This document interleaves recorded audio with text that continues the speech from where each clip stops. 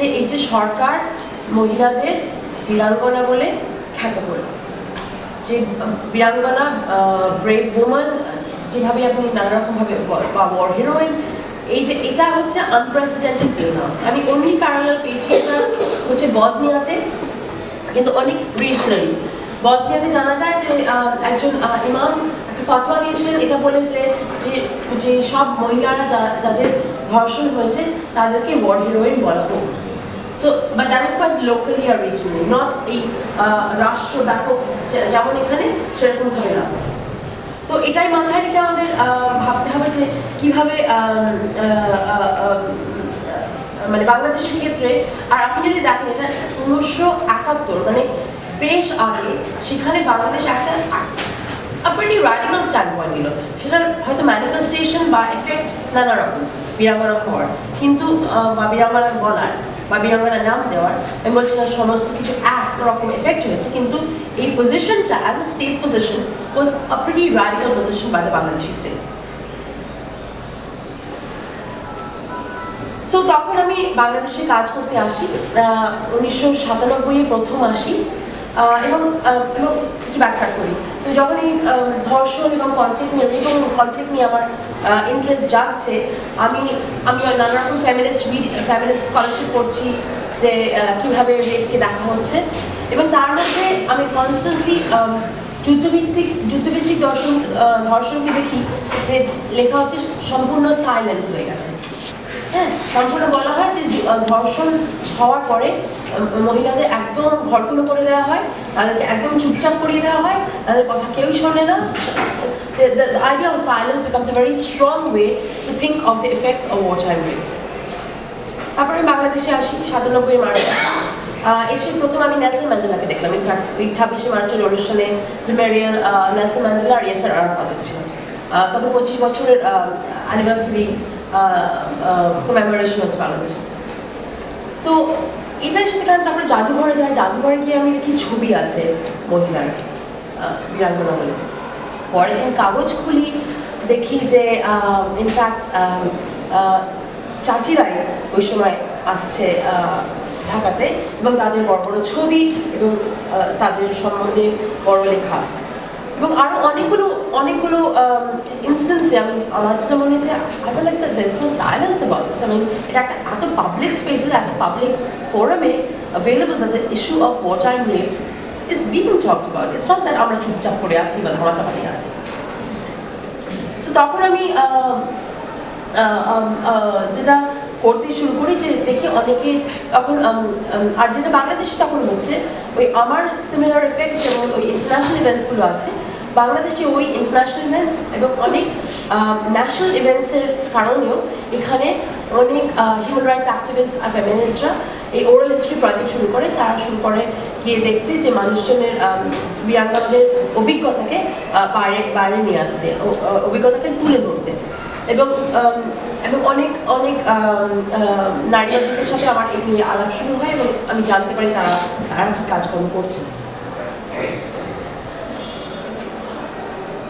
So before I go into the field work, one of the other important things বইটা কি নিয়ে is actually যে বলা আমার আরেকটা জিনিস হয় ঢাকাতে, এবং সেটা হয় মানুষজন আমাকে অ্যাক্টিভিস্ট গ্রুপে যারা আছে তারা আমাকে সবসময় যেমন টেস্টিমনিজগুলোর দিকে নিয়ে আলাপ হয়, অন্যদিকে আমাকে বলেন যে নানা রকম ছবি, নানা রকম গল্প, নানা রকম নাটক, কবিতা, বলে ওইটা দেখেছো, ওটা দেখা হচ্ছে, ওই নাটকটা দেখছো, ওই কবিতাটা পড়ছো, ওই বইটা পড়ছো, ওই সিনেমাটা দেখছো। So they are pointing me to this whole corpus of visual and literary representation যেটা আমি জানতাম না আছে। সো ওটা আমি এক্সপ্লোর করতে শুরু করি, এবং যেটা বইটা is actually not just about the testimonies of the Birangonas, it's a triangulation, and the triangulation is about একদিকে আছে মহিলাদের অভিজ্ঞতা, তো অভিজ্ঞতা যেটা তারা বলতে চান, এই অভিজ্ঞতা আমাদের চাপানো অভিজ্ঞতা না, তারা কি বলতে চান তাদের ইতিহাস, সেটা হয়ে গেছে দ্রষ্টব্য। দ্বিতীয় দিকে আছে হচ্ছে যে আমার এথনোগ্রাফি আমি করেছি শুধু মহিলাদের মাঝখানে না, আমি এথনোগ্রাফি করেছি এমনকি যারা হিউম্যান রাইটস অ্যাক্টিভিস্ট, যাদের আপনার হয়তো ন্যাশনাল লেভেলে, এলিট লেভেলে এবং ছোট টাউন লেভেলেও, তাদের মাঝখানে যারা ডকুমেন্ট করছেন এই বীরাঙ্গনাদের কাহিনী। তাদের মাঝখানেও এথনোগ্রাফি আমার কাছে হচ্ছে ইম্পর্টেন্ট। এবং থার্ড, দ্য ট্রায়াঙ্গুলেশনের থার্ড অংশটা হচ্ছে যে দ্য বিভিন্ন literary and visual representations of the Birangona, archival কাজও করেছি। তো এরকম এই তিনটে জিনিস আমার মতে এবং আমার আর্গুমেন্টে এই যে সার্কুলেশন অফ পাবলিক মেমোরিজ হচ্ছে এই তিন জায়গায় হচ্ছে, এবং এই তিন জায়গার ডাইনামিক্স আমরা না বুঝলে আমরা বীরাঙ্গনার যে ইতিহাস বাংলাদেশের মুক্তিযুদ্ধের ৭১-এর আমরা জানতে পারবো না। So that is absolutely essential, that triad of understanding testimonies of women's of the dynamics among human rights activists and the literary and visual representations. It's an interconnection among those three of this triad that would give us an insight বীরাঙ্গনার ইতিহাসের জন্য। বইটা সেই ট্রায়াডের manifestation. আমি বলবো শুধু testimony নিয়ে কাজ করলে আমরা কনটেক্সচুয়ালাইজ করতে পারছি না কোন পলিটিক্যাল ইকোনমিক প্রেক্ষিতে আমরা বীরাঙ্গনার ইতিহাসকে বা অভিজ্ঞতাকে দেখব। আমি একটু পড়ি। So as an example of this circulation, আপনারা হয়তো অনেকেই, আচ্ছা এটা একটু বলে দিই, বীরাঙ্গনা যে অ্যানাউন্সমেন্টটা হয়েছিল আপনারা হয়তো জানেন বা জানেন না, এটা ইনফ্যাক্ট বেরোয় অ্যাজ আর্লি অ্যাজ 23শে ডিসেম্বর 1971। 16ই ডিসেম্বরের কিছুদিন বাদেই কামরুজ্জামান, উনি তখন বলছেন, উনি তখন ইন্টারিম গভর্নমেন্টের অংশ, তখন শেখ মুজিব তখনও পাকিস্তানে হাউস অ্যারেস্টে ছিলেন।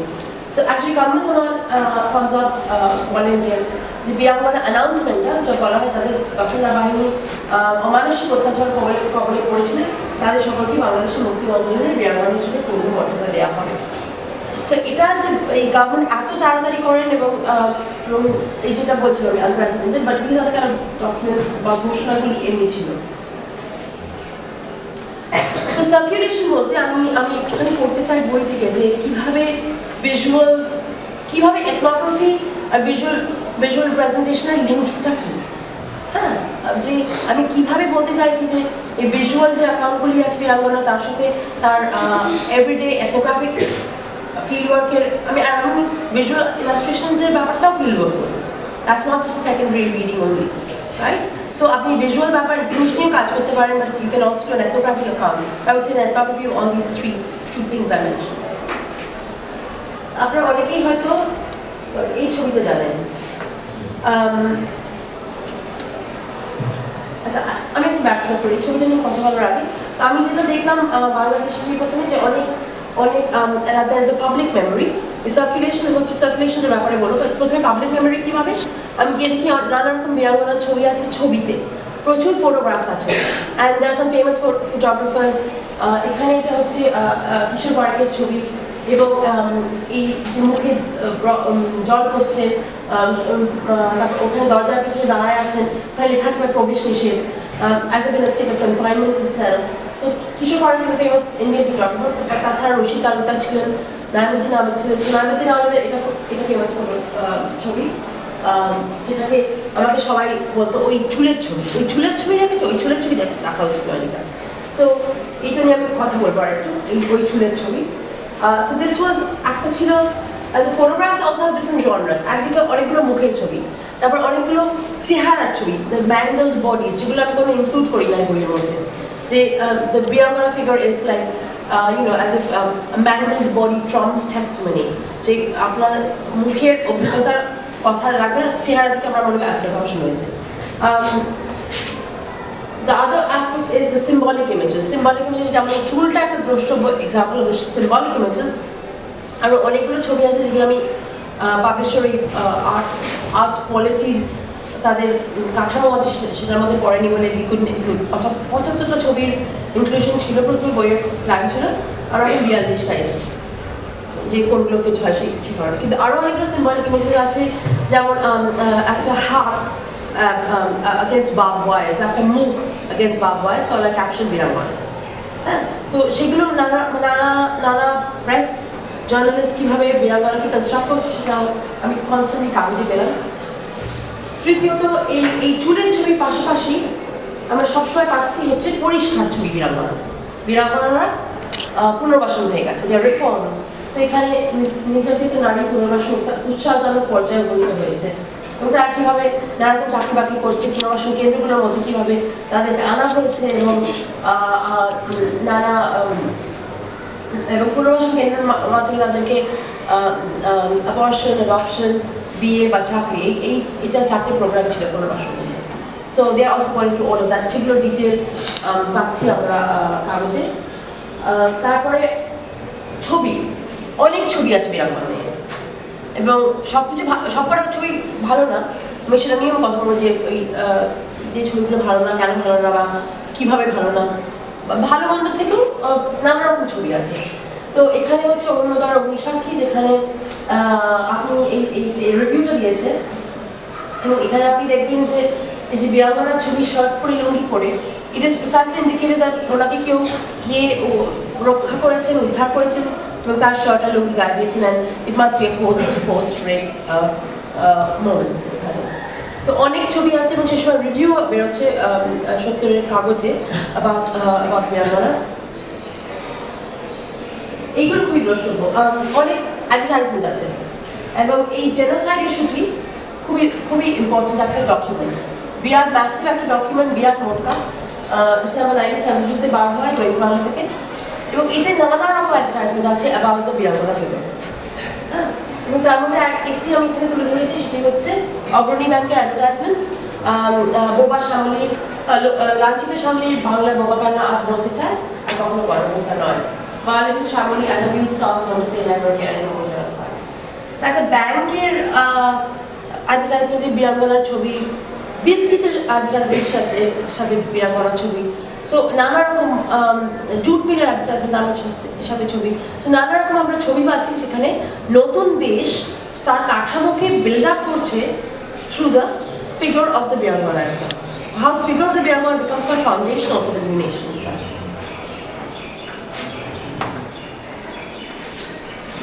আর রিক্সা আগে আছে, হ্যাঁ, সো রিক্সা আছে, এটা কিন্তু 73 পরে এগুলি বাদ দিয়ে বন্ধ করে দেয় গভর্নমেন্ট, কারণ তারা বলে যে অনেক বিদেশিরা নাকি এই ব্যাপারে একটু বেশি ইন্টারেস্ট নিচ্ছিল, সেই জন্য রিক্সা আটে যেগুলি সীমিত সোর্স আছে, এটা এই লাউন্সিরের বই থেকে। তারপরে আরেকটি সিটি রম আছে, জোয়ানা কিলপাট্রিক, উনি রিক্সা আর্ট ইন বাংলাদেশ বলে একটা কাজ করেছেন, ওখানে একটা বড় সেকশন আছে অন রিক্সা আর্ট, আর ওখানে কিন্তু লেখা আছে যারা আঁকছে যে এই রিক্সা আর্টের এগুলি কার আর্টিস্ট কারা, সেগুলো লেখাও আছে।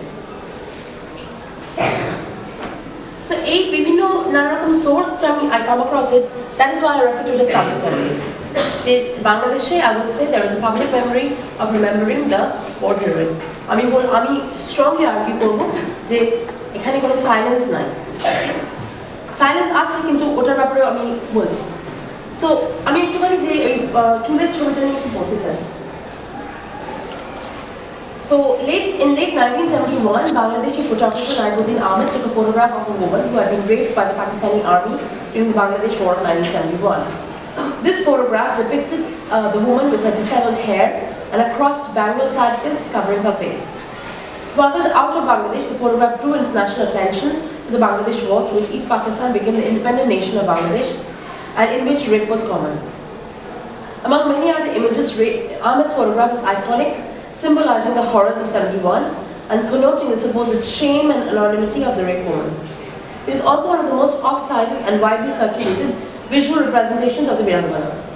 The image has been used on the cover of an English translation of a Bengali book on women's oral history of 1971, edited by Shaheen and others from Aina Sharish Kendra. In the spring of 2008, a photographic exhibition titled Bangladesh 1971, with which Shoaibul Alam was involved, displayed a picture at the Rivington Place Gallery in Shoreditch, East London, as the visual trace of the raped woman of 1971. That this is the last image of the exhibition to show that there has been no closure. So this image is also standing in for the lack of closure.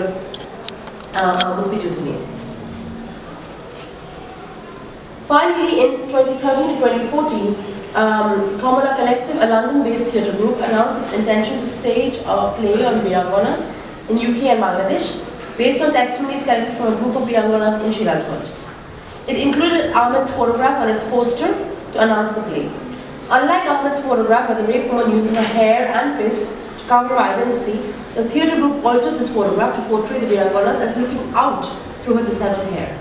In this version, she holds up her fists in protest above her mouth, while revolutionary women emerge out of the folds of the sari. The connotation of shame and anonymity in Ahmed's image have been replaced by the Virangana's demands for justice for the killings and rapes of 1971. The circulation of this photograph and other visual portrayals of the rape woman underlines the presence of a public memory of wartime rape. It also suggests the importance of, in Bangladesh, of visually identifying the rape woman. In fact, on a number of occasions during my fieldwork, people would refer to me, have you seen the famous hair photograph? The rape woman covering her face with her fist and hair. The women we saw looked very much like that. They had become abnormal, mentally unstable as a result of the rape. Images of the Birangana are also complemented in contemporary Bangladesh by various testimonies of wartime rape of women survivors. They would say when narrating the experience of 1971, "Amader mela itihash, chorom itihash ache." Yes, we have a lot of history, a severe history. The 4 poor landless women with whom I have worked at length, they still live with their husbands and children in villages in the western district in Bangladesh. And during my field work, when I would return to Dhaka from Minarpur, various activist circles, NGO activists, human rights lawyers, তারা সবাই জানতে চায় আমার কাছে যে মহিলারা বিবাহিত কিনা। তারপর বলে ওদের কুটুম আছে, like I mean, are their children married? Do they have they still have the same husbands that they had from when they were raped itself? তো যখন আমি বলি হ্যাঁ ওনারা তো বিয়ে হয়ে আছেন, সে একই স্বামী আছে যখন ওই তাদের ধর্ষণ হয়, হ্যাঁ তাদের ছেলে মেয়ে আছে, তো আমার that would be a surprise to many of the activists that যে তাদের স্বামীরা তাদের সাথে আছে in spite of the rape in 1971. আর এই কোয়েশ্চেনগুলি শুনে শুনে আমার যেটা মনে হয়, it pointed to a sedimented imagery of the Birangana among the activist community. Just as the image in the hair photograph gives an idea of the Birangana as abnormal, various literary and visual representations have also contributed to the perception that the war heroine's skin networks and networks of nurture have abandoned her and her family have not accepted her as a result of the rape. As many of you also know, that in 1998 একজন famous artist বাংলাদেশে ভাস্কর উনি বেরিয়ে এসে বলেছেন যে ওনাকে ধর্ষণ করা হয়েছিল যুদ্ধের সময়, এবং একজন বীরাঙ্গনা হিসেবে উনি ওনার তখন হয়তো নিম্ন মধ্যবিত্ত ব্যাকগ্রাউন্ডের থেকে তার টেস্টমনি ফটোগ্রাফগুলো এখন quite central হয়ে গেছে to the various national commemorations বাংলাদেশে. She's in fact become the protagonist Birangana. So a public memory, the prevalence of this public memory, I would hope, contradicts this assumption that there is silence, that it is chupchap, and I would argue strongly against the silence narrative. And the silencer assumption টাও আসে নানা ক্ষেত্র থেকে, যে বাংলাদেশ মুসলমান দেশ, তার মানে তার ইসলামিক প্র্যাকটিস মানে as if gender, patriarchy, honor, shame, এগুলো এমনি এসে যায়, এগুলো কোনো অ্যানালিসিস আমাদের দরকার নেই, আমরা ওটা বলবো এবং ওটার সাথে সাথে এগুলো লেজ করে এসে যায়. So this is the kind of short-sightedness যেটা I feel frustrated about, যেটা এক্সপ্লেন করে অনেক সময়, যেমন সুজান ব্রাউন মিলার করেছে, জার্মিন গ্রে করছে, আমাদের ওয়েল নোন নারীবাদীরাও বাংলাদেশের, তারাও বলে যে যেহেতু মুসলমান দেশ তাদের ঘরে নেবে না মহিলাদের, এটাই তাদের assumption, বা এটা তারা ভেবে রাখে যেন মহিলাদের কখন বাড়ি তাদের ফ্যামিলিতে নিয়ে নেওয়া হয় না. সো আমার যেমন মনে হয় যে এবং বাংলাদেশের ক্ষেত্রে জেন্ডার পেট্রিয়ার্কি অনার শেম যেন it's a given, এবং অনেক আপনারা হয়তো পড়ে থাকতে পারেন যে অ্যানথ্রোপোলজিস্টরা লিখেছে যে shame is the essence of being a person in Bangladesh. That's it. You don't have to say anything more about Bangladesh. Everything is about shame and honor. And that's what I struggle against, I want to write against এই বইয়ের মধ্যে. কারণ আমার বইয়ে আমি যেটা দেখাতে চাই যে কীভাবে এই জেন্ডার অনার শেমের আইডিওলজিগুলো কীভাবে পলিটিক্যাল ইকোনমিক কনটেক্সচুয়ালাইজেশন দরকার. আমি শুধু বললেই না যে আমার লজ্জা দিছে, আমাকে ফোটা দিছে, but how to contextualize them is also very very important. আরেকটি গল্প আপনাদের সাথে শেয়ার করি যেটা খুবই দ্রষ্টব্য. সেটা হচ্ছে যে গল্পটি আছে অ্যাবাউট রাজাকার কোলাবরেটিভ নিয়ে যে গল্প আছে, এবং সেটি হচ্ছে যে একটি গল্প আপনারা জানেন হয়তো যে একদিন যখন একজন রাজাকার যে মহিলা সাপ্লাই করতো পাকিস্তানি আর্মিকে, একদিন আর্মি তার বাড়িতে আসে এবং তার মেয়েকে ধর্ষণ করে। মেয়েটি তার গ্রামের সবাইকে ওই জানায় যে তার বাবা হচ্ছে রাজাকার এবং সে নিজে সুইসাইড করে, আত্মহত্যা করে। So I found the story in books published in the 1990s documenting narratives of torture and violation. Syed Shamsul Huq's play by Rawat Fawajai has exactly the same account of rape, as well as it was the stories of various plays, televised serials, and in various instances আমি দেখেছি মানুষজন এই same গল্পটি বলে যে এইখানেই হয়েছে, হ্যাঁ, যে it becomes also a local event. The ubiquity and consistency of this account of rape through its circulation through literary press and media accounts might suggest that this narrative enables people to imagine যে কোলাবরেটরকে রাজাকারকে কিভাবে আমরা punish করতে পারি, সেটা কিন্তু একটাই রাস্তা, তার মেয়ের ধর্ষণ। So that's a contradiction and irony of it. আমরা কোলাবরেটরের পানিশমেন্টকেও ওই একই ছকে ফেলে দেখতে ভাবতে পারি যে তার মেয়ের ধর্ষণের মাধ্যমে সে তার পানিশমেন্ট হয়। You cannot get out of that ধর্ষণ as punishment metaphor, even এই collaborative narrative মধ্যে। এবং the reactions to the hair photograph typify this discomfort itself. There is this idea of the discomfort about the transgressed sexuality of the Birangana becomes then central. যে তাকে যে এই ট্রান্সগ্রেশন করা হয়েছে তার সেই ব্যাপারটা বারে বারে ডিস্টার্ব করে নানা মানুষকে, এবং সেটা আমি এক্সাম্পলও দিই। So by wound or cannibally wound, I refer by wound কোনো psychoanalytic term না, straight হচ্ছে I refer to physical and social injuries, যেখান দিয়ে নানা রকম বাংলাদেশি পাবলিক আইডেন্টিফাই করতে পারে বীরাঙ্গনা ফিগারের সাথে। একদিকে হচ্ছে ফিজিক্যাল ইঞ্জুরিজ হচ্ছে যে তার চুল খোলা এলোমেলো, সে বোবা হয়ে গেছে, সে কিছু করে না, সে চুপচাপ বসে থাকে, সে তার সম্পূর্ণ একটা এফেক্ট হয়েছে। And the social injuries are precisely that, তার কোনো সে পরিবারের বাইরে তাকে সমাজচ্যুত করা হচ্ছে, তাকে বহিষ্কৃত করা হচ্ছে এবং সে আকাটা এই যাবে। সো এই দুটো ইঞ্জুরিকে নিয়ে আমি বলি wound, why the idea of the wound, আমরা বীরাঙ্গনাকে সবসময় wound হিসেবেই only imagine করতে পারি। So এই বইটা তিনটে জিনিস করছে from the prevalent literature that has gone ahead before. একদিকে করছে হচ্ছে যে আমি চেষ্টা করি যে এই বিভিন্ন ন্যারেটিভস, বীরাঙ্গনার কিছু ন্যারেটিভস আছে সেগুলি পোস্ট কনফ্লিক্ট, যুদ্ধর পরের কনটেক্সটের মধ্যে ফেলে রাখার, just not to freeze 1971 in 1971।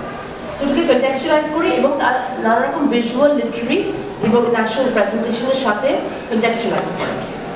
এবং সেখানে I would say the book connects the complex ethnographic social relations to the level of local politics, as well as to the representational overlay in state-sponsored ceremonies, films, and oral history, and documentary projects, as well as to the emergence of the Birangana in popular culture, such as magazine advertisements, poetry, and short stories.